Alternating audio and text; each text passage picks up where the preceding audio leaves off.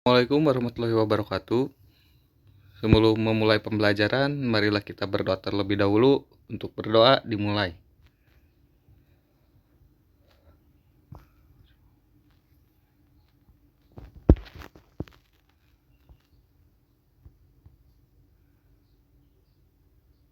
Berdoa selesai. Pada pertemuan kali ini yang akan kita bahas di bab 3 ini di pertemuan kedua, yaitu mengenai yang pertama ada identifikasi dedicated server. Yang kedua ada prosedur dedicated server, dan yang ketiga ada permasalahan dalam pemilihan hosting. Nah, kita bahas yang pertama terlebih dahulu. Di sini di identifikasi dedicated server adalah layanan hosting khusus yang menawarkan ruang dan bandwidth untuk host website di server. Dedicated server ini tersedia di Unix atau Linux atau server Windows dengan kinerja dan keamanan yang lebih tinggi.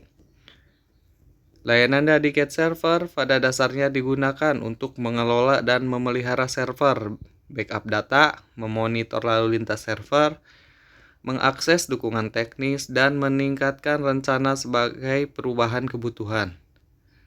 Selain itu, dedicated server menyediakan layanan hosting yang kuat dan dapat diandalkan dan juga aman. Dalam hal ini, user akan memiliki ruang disk yang cukup dan bandwidth yang sangat besar, lalu lintas yang tinggi, atau situs-situs mission kritikal yang umumnya dibutuhkan oleh perusahaan besar, organisasi data berat, dan komunikasi online aktif. Dedicated server memiliki kemampuan lebih besar untuk menginstal dan menjalankan aplikasi piranti lunak, sehingga bisa menerima lebih banyak ruang dan alat sederhana untuk operasional. Dedicated server sangat cocok untuk mereka yang membutuhkan layanan yang sangat baik.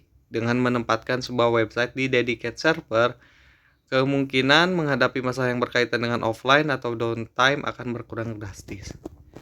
Nah, jadi kan sudah dijelaskan di sebelumnya juga bahwa dedicated server itu memiliki kinerja yang baik dan juga keamanan yang tinggi, disebabkan spesifikasi dari dedicated server itu kurang lebih di atas rata-rata dari share hosting server maupun VPS, sehingga tadi performanya, bandwidthnya lebih besar, ruang disknya lebih besar, lalu keamanannya lebih tinggi sebab si servernya tersebut hanya digunakan oleh satu user. Misalkan ada satu server, nah tidak dibagi-bagi disewanya, tapi hanya untuk sendiri, sehingga tingkat keamanannya lebih baik. Nah, dengan pengertian tadi bahwa keamanannya lebih baik, performanya lebih baik, nah di situ itu dapat mengatasi masalah. Biasanya kan masalah di website itu biasanya yang paling banyak terjadi permasalahan itu yaitu offline atau downtime. Nah, di sini misalkan kita biasanya sih yang suka offline atau downtime itu adalah sebuah website dengan contoh website live stream, biasanya suka ada downtime atau offline. Nah, itu kalau kita gunakan gunakan server dengan dedicated hosting server, kita itu bisa menguranginya secara drastis gitu. Berbeda kalau misalkan kita menggunakan share hosting atau VPS. Karena kan untuk share hosting dan juga VPS itu untuk untuk website skala menengah ke bawah seperti itu. Jadi yang website yang hanya mampu menangani traffic yang tidak terlalu tinggi seperti itu. Selanjutnya di sini ada prosedur pemilihan dedicated server ya. Jadi kan di pertemuan sebelumnya udah dibahas bahwa dedicated server itu adalah sebuah hosting yang intinya itu sangat mahal ya untuk penyewaannya.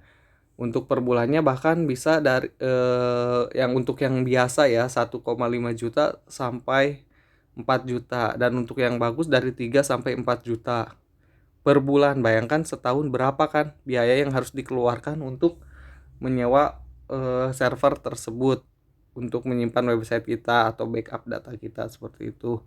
Nah, makanya penting sekali kita untuk paham mengenai prosedur pemilihan dedicated server ini.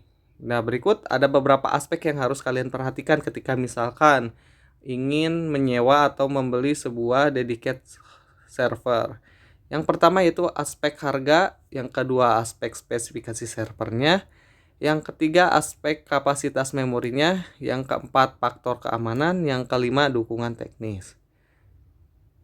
Di sini aspek harga. Nah, karena kan tadi sudah disebutkan bahwa dedicated hosting server itu adalah sebuah server yang sangat mahal penyewaannya. Nah, di sini harga itu menjadi salah satu faktor yang selalu menjadi aspek pertimbangan ketika kita ingin membeli dedicated hosting server. Nah, di sini harga juga sebenarnya tidak menentukan kualitas. Makanya ketika kita ingin menyewa dedicated server atau dedicated hosting server, kita itu harus membandingkan harga yang ditawarkan dengan kualitasnya seperti itu. Karena di sini disebutkan juga harga mahal itu bukan menjadi indikator kualitas sebuah layanan, dan harga murah juga tidak selalu berujung pada faktor murahan. Jadi intinya harga yang mahal juga belum tentu menentukan kualitas dedicated server tersebut bagus gitu. Harga yang murah juga belum tentu menunjukkan bahwa dedicated hosting server tersebut murahan gitu atau kualitasnya kurang bagus. Jadi kalian tuh harus bisa membandingkan harga yang cocok dengan kualitas yang disajikan oleh penyedia dedicated hosting server tersebut seperti itu. Nah, di sini pilihan penyedia hosting yang menawarkan harga terbaik dengan mutu layanan yang sudah teruji seperti itu. Jadi pilihlah yang itu, yang penyedia hosting dedicated server yang menawarkan harga yang terbaik sesuai dengan kualitasnya dan juga ada mutu layanan yang sudah teruji. Yang kedua tadi ada aspek spesifikasi server. Nah, di sini juga penting spesifikasi server. Nah, kalian untuk spesifikasi server tersebut harus paham dulu apa sih mengenai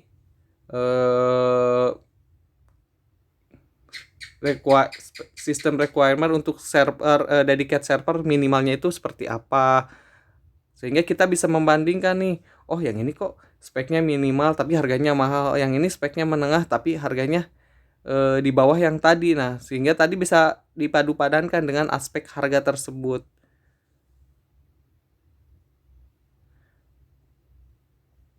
Selanjutnya aspek kapasitas memori. Nah, di sini memori yang mendukung website mampu memberikan performa terbaik ketika memilih layanan dedicated hosting untuk website. Kecepatan akses merupakan salah satu aspek terpenting tentunya yang tidak bisa ditawar. Jika perlu menganalisa terlebih dulu, penyedia hosting dengan memastikan memberikan RAM yang cukup sesuai dengan kebutuhan website. Nah, jadi aspek kapasitas memori ini akan berkaitan dengan speed dari website kita ketika diakses. Makanya dari itu kita harus melihat besaran memori yang ditawarkan oleh penyedia layanan dedicated hosting tersebut. Apakah misalkan cukup atau lebih atau kurang. Kalau misalkan kurang, sebaiknya kita jangan memilih yang itu karena nantinya akan mengakibatkan website kita lambat ketika diakses. Apabila websitenya lambat kan otomatis si trafiknya juga turun.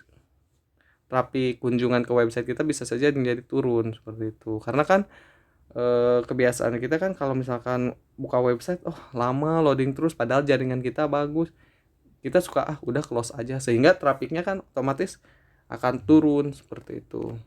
Makanya aspek kapasitas memori ini sangat penting sekali untuk kita perhatikan ketika ingin melakukan penyewaan dedicated hosting server. Selanjutnya aspek atau faktor keamanan. Nah, di sini faktor keamanan juga menjadi poin yang sangat penting sekali dikarenakan keamanan data, apalagi untuk sebuah website e-commerce nih misalkan kan di situ banyak data penting, data customer, data pedagang, data transaksi, dan lain-lain. Sehingga apabila data tersebut terkena hack, otomatis kan bisa berbahaya bagi si pemilik websitenya dan bisa merugikan si pengguna website e-commerce tersebut, si pedagang di website e-commerce tersebut, bahkan si pemiliknya juga. Seperti itu. Makanya aspek atau faktor keamanan ini menjadi poin penting yang harus sangat-sangat diperhatikan ketika kita ingin membeli dedicated hosting server. Carilah penyedia layanan yang memiliki jaminan atau jaminan keamanan, intinya jaminan keamanan yang dimana setiap software yang ada atau hardware dan software yang ada pada dedicated hosting servernya itu sudah berlisensi, sehingga apabila sudah berlisensi kurang lebih sudah tercap itu sebagai aman seperti itu. Meskipun masih ada beberapa persen faktor terkena hack seperti itu. Akan tetapi jauh lebih baik yang berlisensi dengan yang tidak kan. Kalau yang tidak kan persentase di kena hacknya itu lebih besar daripada yang berlisensi seperti itu. Nah, yang terakhir ini juga harus diperhatikan, carilah dedicated hosting, penyedia dedicated hosting server itu yang menyediakan aspek dukungan teknis. Nah, di sini kenapa sangat penting aspek dukungan teknis untuk diperhatikan? Karena tentunya kan setiap website yang disimpan di dedicated hosting server ini adalah sebuah website kelas premium. Biasanya menangani traffic yang tinggi sampai jutaan per hari seperti itu. Otomatis apabila ada sedikit terkendala di dedicated hosting server, kita perlu pelayanan yang cepat untuk memperbaikinya kan. Nah, otomatis pilihlah penyedia dedicated hosting server itu yang menawarkan berbagai macam sarana komunikasi untuk mengatasi setiap masalah yang Anda hadapi di dedicated hosting tersebut atau di dedicated server tersebut.